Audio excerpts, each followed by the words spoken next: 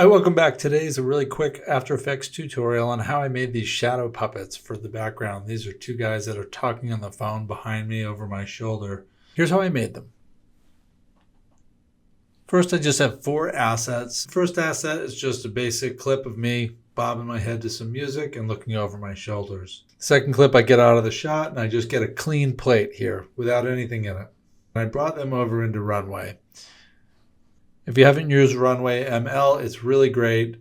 Here's how it works. Basically, you import an asset, bring it into a timeline, use the include and exclude buttons here to mask off what you're going to keep and what you're going to get rid of. Play it through, and it works really fast. In my opinion, it's much better than the roto brush, even though you have to go outside of After Effects to use it. Once you're done, you can export the asset with a green screen background. I also created these 2 assets here. They're just basic ping files, and I just did an AI quick generation of 2 guys on the phone. So over here in After Effects, I set up a composition that's 1920 by 1080, and I imported my assets here. I have the bottom layer. That's just a still plate. Then I have my 2 shadow puppets.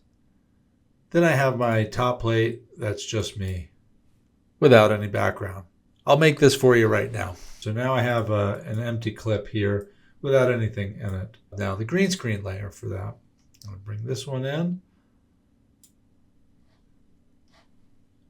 Go to your effects and use key light. Double click on it to add the effect. Grab this eyedropper. For both of these, I'm going to scale them up. So shift, select, and let's just make this a little bit larger. The edge doesn't look great, it looks really fake, so I just use roughen edges. And then I cranked up the cranked down the edge sharpness all the way. I'm going to bring Shadow Man over here. This guy's going to be on the right, and I'm going to drop him in between the foreground and the background. And for now, I'm just going to turn off my top layer to make this simple.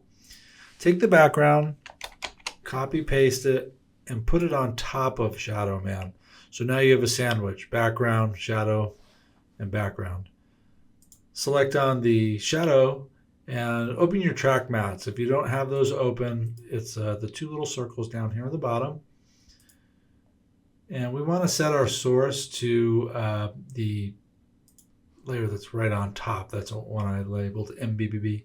You should also make sure that you enable the transparent version, and you can see as I move it around the screen, it'll pick up some of the lights or darks. You can also change the mode over here to overlay. Next thing you'll need to do is to the top layer that's blank, add curves.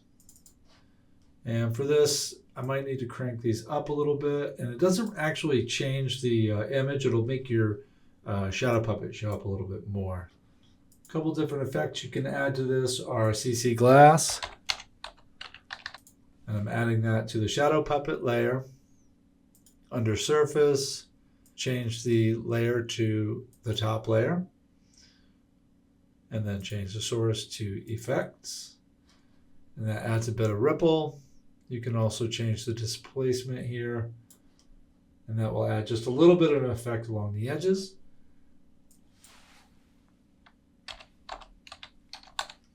And then let's add a blur to this. I'll go with the Gaussian blur.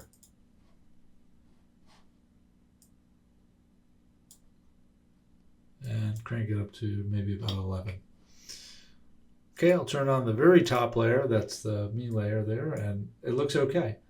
Let me add the other shadow puppet with the same effects.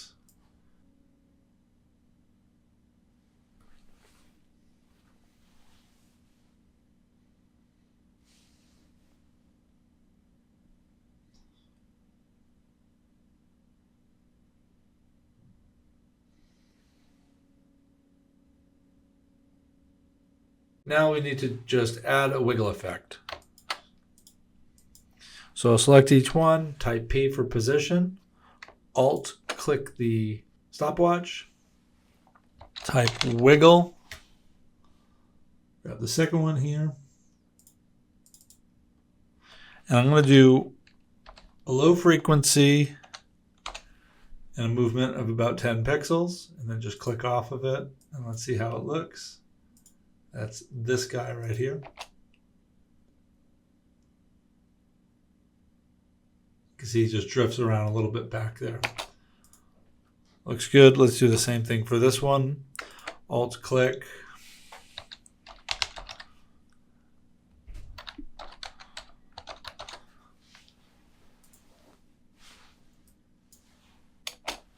And there you have it, the final composition with two shadow puppets bobbing around in the background, talking over my shoulder.